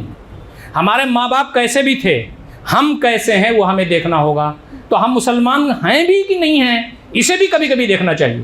اس لیے کہ سارے لوگوں کے ساتھ نماز پڑھنے جا رہے ہیں تو ہم بھی نماز پڑھ لیتے ہیں. لوگ جمعہ پڑھتے ہیں تو ہم بھی جمعہ پڑھ لیتے ہیں. بھائی کیوں نماز پڑھتے ہیں آپ؟ کبھی ہم نے غور کیا کہ ہم نماز کیوں پڑھتے ہیں؟ نماز کیا ہے؟ نماز کا مقصد کیا ہے؟ نماز کیوں فرض کی گئی؟ ایمان کیا ہے؟ ایمان ابن قیم لکھتے ہیں، ابو حامد الغزالی بھی رکھتے ہیں رحمہ اللہ تعالیٰ اجمعین، کہ اس دل کے اندر ایمان کا پودا لگایا جاتا ہے. دل کو صاف کیا جاتا ہے کفر سے، شرک سے، تشکیک سے، نفاق سے، غیبت سے، حسد سے، کینہ سے. یہ سب نکالو اور دل میں شعوری ایمان لاؤ، اور اس کے بعد اخلاص، انابت، توکل، بندگان خدا کی خدمت، ان سب سے اس کو مزین کرو، تب ایمان پنپتا ہے شعوری ایمان اگر نہیں ہے تو ہمیں فائدہ نہیں پہنچا سکتا. لیکن بہرحال ہمارے پاس جب کوئی لڑکا پیغام شادی بھیجے، 2 چیزیں کہی گئی ہیں کہ اس کے اخلاق اور اس کا دین، تو تم شادی کر دو. اگر ایسا تم نہیں کرو گے تو فتنہ ہوگا، فساد عرید ہوگا. لڑکی کے بارے میں کیا کہا گیا؟ لڑکی کے بارے میں کہا گا تنکح المرأة لأربع لمالها ولجمالها ولنسبها ولدینها فاظفر بذات الدین تربت یداک. لڑکی کی شادی کی جاتی ہے خوبصورتی کی بنیاد پر، مال کی بنیاد پر، حسب نسب کی بنیاد پر. لیکن یہ سب سیکنڈری چیزیں ہیں. دین کو ترجیح دینا، خوش و خرم رہو گے. ہم نے اپنے لڑکے کی شادی میں یہ کرائٹیریا استعمال نہیں کیا، اور اپنے لڑکے کی شادی میں بھی نہیں کیا، لڑکی کی شادی میں بھی نہیں کیا. مال دیکھا، اسباب دیکھا، اسٹیٹس دیکھا، نسب دیکھا، اس کی جناب علی اس کی نوکری دیکھا، اس کی سیلری دیکھا، اس کا بنگلہ دیکھا. تو آج ہمارے گھر جہنم نشان بنے ہوئے ہیں، جہاں پر خس و خسر کا کوئی ادب و احترام نہیں ہے، جہاں پر ساس سے جھگڑے ہیں. اس ماحول میں بچے کیسے پرورش پا سکتے ہیں؟ وہ لڑکی جو دیندار ہوگی، اپنے ماں باپ سے رخصت ہو کر کے جب آپ کے گھر میں آتی ہے تو وہاں پر اپنے خسر کو اپنا باپ سمجھتی، وہ اپنی ساس کو اپنی ماں سمجھتی، وہ اپنے شوہر کا احترام کرتی ہے. ان کو دوا پلانا اپنے بوڑھے ساس و سسر کو وہ سمجھتی ہے کہ یہ بھی کار ثواب ہے، تب تو آپ کا گھر بن سکتا ہے. لیکن ہم نے جب وہ کرائٹیریا فالو نہیں کیا تو صورتحال یہاں پہنچی. تو جب ہمارے کسی خاتون کے گود میں بچہ آئے تو اس بچے کو یا کیا سمجھتی ہے؟ دعا کر کے اولاد مانگنا، رب حب لی من الصالحین. جنین پیٹ کے اندر اس کی تربیت وہیں سے شروع ہو جاتی ہے. میڈیکل سائنس تو اب بول رہی ہے کہ اگر ماں گانا گاتی ہے اور ماں فلمیں دیکھتی ہے اور ماں جو ہے وہ غلط رویہ اپناتی ہے تو جنین پر اس کے اثرات اسی وقت سے مرتب ہونا شروع ہو جاتے ہیں. باپ اگر سگریٹ پیتا ہے آ کر کے وہاں بیوی کے پاس، اب تو بہت ساری ہمارے ہاں تو ماحول نہیں ہے لیکن بہت ساری خواتین سگریٹ پیتے ہیں، شوہر سگریٹ پیتا ہے، فحش فلمیں دیکھتا ہے، الٹے سیدھے گانے گاتا ہے، اور یہ دونوں روزی روٹی ان کی صحیح نہیں ہے، حرام ان کے مال میں شامل ہے. تو جو کچھ کھایا پیا جا رہا ہے وہ جنین جو ماں کے پیٹ میں پرورش پا رہا ہے وہیں سے اس کی تربیت شروع ہو جاتی. ماں اگر قرآن پڑھتی ہے، ماں اگر تسبیحات پڑھتی ہے، ماں اگر تہجد میں روتی ہے، ماں اگر زور زور سے قرآن کی تلاوت کرتی ہے، باپ آ کر کے اگر دعا کرتا ہے، تسبیحات پڑھتا ہے، گھر کا ماحول اچھا ہے، تو جنین پر تربیت کے اثرات اسی وقت سے شروع ہو جاتے ہیں. یہ ہمارا حق ہے کہ اپنے بچوں کی ہم صحیح تربیت کریں. بچہ پیدا ہوتا ہے تو اس کے لیے تیاری ہو کہ جناب بچے کو حلال روزی کھلانی ہے، بچے کو کان میں کیا کہنا ہے. فرمایا کہ کان میں اذان کہو، اقامت کرو. دیر کرو گے تو جناب شیطان اپنا کام کر دے گا. پہلی آواز اللہ تعالیٰ کی پہنچنی چاہیے. بچہ جب بڑا ہو رہا ہو تو ماں کو دودھ پلانا ہے، دودھ پلانے کے ساتھ ساتھ ایمان بھی پلانا ہے اس کو. فرمایا کہ ماں دودھ کے ساتھ غذا نہیں ٹرانسفر کرتی، ایمان ٹرانسفر کرتی ہے. امام بخاری رحمۃ اللہ علیہ کی جو والدہ تھیں آپ کو معلوم ہے وہ بیوہ تھیں. امام بخاری یتیم تھے. انہوں نے دعا کی کہ میرے مالک میرا شوہر تو دنیا سے چلا گیا لیکن جو میرے پیٹ میں بچہ پرورش پا رہا ہے بار الہ اس کو اتنا نیک بنا دے کہ وہ بھی جنت میں چلا جائے، اس کے سہارے میں بھی چلی جاؤں. تو جب بچہ پیدا ہوا تو ہمارے راوی لکھتے ہیں، سیرت نگار لکھتے ہیں کہ بچہ جب پیدا ہوا تو وہ کیا کیا انہوں نے، پہلے وہ جو ایام ہیں وہ ایام کے بعد کی صورتحال انہوں نے لکھی ہے پوری تفصیلات. پہلے وہ وضو کرتی تھیں، 2 رکعت نفل پڑھتی تھیں، تب بچے کو دودھ پلاتی تھیں. تہجد میں دعائیں کرتی تھیں کہ اس کو دین کا بہت بڑا خادم بنا. آج ہمارے لوگ کہتے ہیں سلطان صلاح الدین ایوبی کہاں گئے، محمد بن قاسم کہاں گئے، بڑی ذلت ہے مسلمانوں پر. یہ صحرا میں نہیں اگتے. ان کی تربیت پہلے ان کے اپنے ماں باپ کے گود میں ہوتی ہے، تب یہ بہت بڑے جیال اسلام کے بنتے ہیں. جب ماں قربانیاں دیتی ہے اور باپ دین اسلام کی باتیں بتاتا ہے اور دونوں مل کر کے تہجد میں دعا کرتے ہیں تو بچے دین کے سپوت بنتے ہیں. تو ماں نے کیا کیا، پہلے وضو کرتی تھی، پھر دودھ پلاتی تھی اور دعائیں کرتی تھی. امام بخاری رحمۃ اللہ علیہ کی سیرت آپ پڑھیے.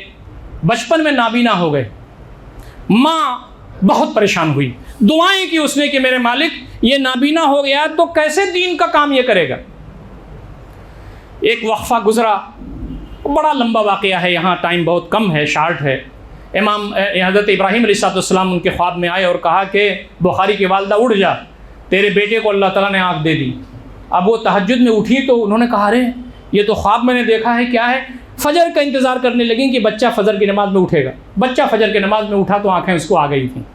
ماں اتنی عظیم الشان ہوتی ہے اتنی اللہ والی ہوتی ہے، اللہ سے اتنا قریب ہوتی ہے کہ بچہ اگر نابینا ہو جائے اور وہ دعا کر دے تو اللہ تعالیٰ سوغات دے دیتا ہے، بچے کی نظر واپس کر دیتا ہے۔ یہ ہے وہ تربیت جو ہمارے ماحول میں ہمارے جیسے انسانوں نے کی تھی، ہم بھی کر سکتے ہیں۔ اچھا، آنکھیں ان کی ایسی ویسی نہیں آئیں۔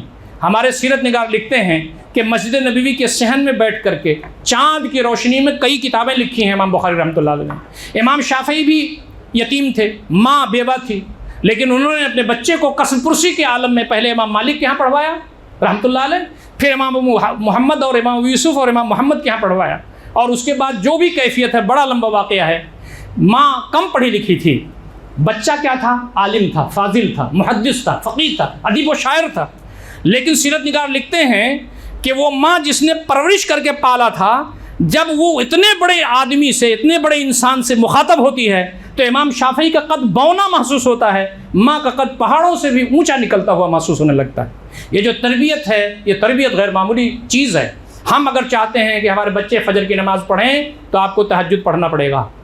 حضرت سلیمان ندوی رحمۃ اللہ علیہ نے اپنی کتاب میں لکھا ہے، اساتذہ اور طلبہ کر کے لکھا ہے، ہم اس کو بچے اور اولاد کر کے لکھ لیں۔ آپ اگر اپنے بچوں سے چاہتے ہیں تو اس کا دوگنا کرنا پڑے گا۔ آپ اگر سنتیں ٹھیک سے نہیں پڑھ رہے ہیں تو آپ کے بچے فرض ٹھیک سے نہیں پڑھیں گے۔ آپ کو اگر چاہتے ہیں کہ آپ کے بچے فرض پڑھیں اور سنت پڑھیں تو آپ کو نوافل کا اہتمام کرنا پڑے گا۔ ماں باپ، میں تو بہت ہی حقیر فقیر اور گنہگار آدمی ہوں، آپ میں سے بہت سارے لوگوں کو تجربہ ہوگا کہ آپ اگر فجر میں اپنے بچوں کو جگاتے ہیں تو آپ کو کتنے مرتبہ جگانا پڑتا ہے اپنے بچوں کو، مسجد میں جماعت کے ساتھ وہ نماز پڑھیں، اس کے لیے آپ کو خود اندازہ ہوگا۔ تو تربیت جو ہے بچوں کا حق ہے، بہترین نام رکھنا، حلال روزی کھلانا، بچوں کی دین اسلام کے مطابق تربیت کرنا، ان کو اللہ والا بنانے کی فکر کرنا، یہ ان کا حق ہے۔ اور اگر ہم نے یہ کام نہیں کیا تو اللہ تعالیٰ کی ہماری پوچھ گچھ ہوگی۔ میرے خیال سے ان کا دیا ہوا ٹائم پھر ختم ہو گیا ہے۔ میں ایک واقعہ سنا کر کے اپنی تقریر بند کرنا چاہتا ہوں۔ آپ کو معلوم ہے یہ تربیت ایسے ویسے نہیں ہوتی، پتہ ماری کرنی پڑتی ہے، اور سب سے بڑی بات یہ کہ اللہ تعالیٰ کی بارگاہ میں یہ پیشانی رگڑنی پڑتی ہے کہ میرے مالک ایسی اولاد دے دے۔ کیا ہے وہ کہ میری اولاد میں، میری ذریت میں قرۃ اعین، آنکھ کی ٹھنڈک بنا۔ جب بچے نماز پڑھ رہے ہوں، جب بچے تہجد پڑھ رہے ہوں، جب بچے قرآن پڑھ رہے ہوں، جب بچے دین کا کام کر رہے ہوں، جب بچے غربا مساکین، یتیم لاچار مجبور مستحقین کی خدمت کر رہے ہوں، تو دل ٹھنڈا ہوتا ہے نا۔ یہ ہے دل کی ٹھنڈک، یہ ہے آنکھوں کی ٹھنڈک۔ تو اس کے لیے دعا بھی کرنی چاہیے، محنت بھی کرنی چاہیے۔ عمر بن عبدالعزیز رحمۃ اللہ علیہ کو خلیفہ راشد خامس کہتے ہیں، 5واں خلیفہ راشد۔ حالانکہ خلفۂ راشدین تو 4 ہی ہیں، لیکن حضرت عمر بن عبدالعزیز کو اس لیے خلیفہ راشد کہتے ہیں کہ انہوں نے بادشاہت جو ملوکیت تھی اس کو خلافت میں تبدیل کرنے کی کوشش کی تھی، اسی وجہ سے ان کو زہر دے دیا گیا، ان کا انتقال ہو گیا۔ ان کا انتقال کی عمر 39 ایئرس، 39 سال، 40 میں کم۔ جس کے جو آدمی 39 سال کا ہو اس کے بچے چھوٹے چھوٹے ہوں گے۔ سیرت نگار لکھتے ہیں کہ ایک مرتبہ عید کا موقع تھا تو حضرت عمر رضی اللہ تعالیٰ عنہ کے، عمر بن عبدالعزیز رحمۃ اللہ علیہ کے بچے آ گئے باپ کے پاس، کہا ابا نیا کپڑا ہمیں بھی چاہیے۔ کہا کیا معاملہ ہے؟ کہا کہ محلے میں اور گلیوں میں بچے نیا کپڑا پہن کے گھوم رہے ہیں، عید سے ہفتہ 10 دن 15 دن پہلے نئے کپڑے درزی سل دیا کرتے تھے، ہاتھ سے سلتے تھے، مشین تو تھی نہیں، اور جب وہ سل دیتے تھے تو بچے صبر نہیں کرتے تھے، پہن لیتے تھے، عید آنے سے پہلے ہی پہن کے گھوم رہے ہیں۔ انہوں نے کہا کہ ہم بھی پہنیں گے، بچے تو بچے ہوتے ہیں۔ عمر بن عبدالعزیز بھی باپ تھے، انہوں نے کہا اچھا نیا کپڑا چاہیے تم لوگوں کو، ٹھیک ہے۔ بیت المال کے ذمہ دار کو بلایا انہوں نے، بیت المال کے ذمہ دار تشریف لائے۔ انہوں نے کہا یہ بتائیے کہ کیا اگلے مہینے کا کفاف مل جائے گا؟ اس مہینے کا تو مل چکا ہے ہم کو، اگلے مہینے کا ایڈوانس کفاف کا مطلب تنخواہ نہیں، کفاف ما یکف القوت، جس سے روزی روٹی چل جائے اس کو کفاف کہتے تھے، اس سے ہماری گاڑی چل جاتی۔ کہا اگلے مہینے کا ایڈوانس مل جائے گا؟ تو بیت المال کے ذمہ دار نے کہا لا مانع، کوئی حرج نہیں ہے، آپ کو مل جائے، لیکن آپ کو ایک تحریر لکھنی پڑے گی۔ کہا وہ کیا؟ کہا یہ لکھنا پڑے گا کہ آپ اگلے مہینے تک زندہ رہیں گے، یہ گارنٹی لکھنا پڑے گا۔ تو خلیفہ جیسا تھا ویسے ہی بیت المال کا ذمہ دار بھی خدا ترس لائے تھے، وہ خلیفہ کو نہیں دیکھنا، دین اسلام کو دیکھنا، اپنی ذمہ داری دیکھنا۔ تو خلیفہ نے کہا کہ ٹھیک ہے آپ تشریف لے جائیے۔ ایک چھوٹی سی تقریر انہوں نے اپنے بچوں کے سامنے کی ہے، وہ سیرت کی کتابوں میں چھوٹی بڑی موجود ہے، آپ نے پڑھی بھی ہوگی، پھر پڑھ لیجئے۔ انہوں نے چھوٹے چھوٹے بچوں سے جو 5 سال 7 سال 12 سال کے تھے ان سے تقریر کی اور کہا کہ بیٹو میری سچویشن تم سمجھ رہے ہو، میرے پاس پیسے نہیں ہیں، میں اگر پیسہ لے کر کے تمہارا کپڑا بنوا دیتا ہوں اور اگلے مہینے کے درمیان میرا انتقال ہو جائے تو اللہ تعالیٰ کے سامنے میری نظریں جھکی ہوئی رہیں گی۔ میں چاہتا ہوں کہ تم پرانے کپڑوں میں عید کر لو تاکہ اللہ تعالیٰ کے سامنے میری نظر اللہ سے نظریں میں ملا سکوں۔ راوی گواہ ہے، چھوٹے بچوں نے کہا کہ ابا جان ہم پرانے کپڑوں میں عید کرنے کے لیے تیار ہیں، ہم یہ نہیں چاہتے کہ ہمارے ابا کا چہرہ اللہ تعالیٰ کے سامنے جھکا ہوا رہے۔ یہ وہ بچوں کی تربیت ہے جس کے اثرات ایسے دیکھنے کو ملتے ہیں۔ وقت نہیں گیا ہے، دیر ہو گئی ہے تو ہو گئی ہو، اب بھی اگر ہماری نیتیں صحیح ہوں اور ہم اگر انابت کریں، اللہ سے دعا کریں، اپنے بچوں کو بیٹھائیں، سمجھائیں، تو انشاءاللہ العزیز وہ ماحول ہمارے درمیان آ سکے گا۔ والدین کے ساتھ ہمارے حقوق، بیوی کے ساتھ ہمارے حقوق، بچوں کے ساتھ ہمارے حقوق، یہ 3 پوائنٹ پر تھوڑی سی گفتگو ہوئی ہے، ابھی 10-5 عناوین باقی ہیں اور جو حقوق العباد کے تعلق سے ہیں انشاءاللہ کبھی کس وقت موقع ملا تو گفتگو کی جائے گی۔ اللہ تعالیٰ مجھے بھی اور آپ کو بھی ان ساری باتوں پر غور و فکر کرنے اور عمل کرنے کی توفیق عنایت فرمائے۔ اقول قولی ھذا استغفر اللہ لی ولکم اجمعین واستغفروہ انہ هو الغفور الرحیم وآخر دعوانا ان الحمد للہ رب العالمین والسلام علیکم ورحمۃ اللہ وبرکاتہ۔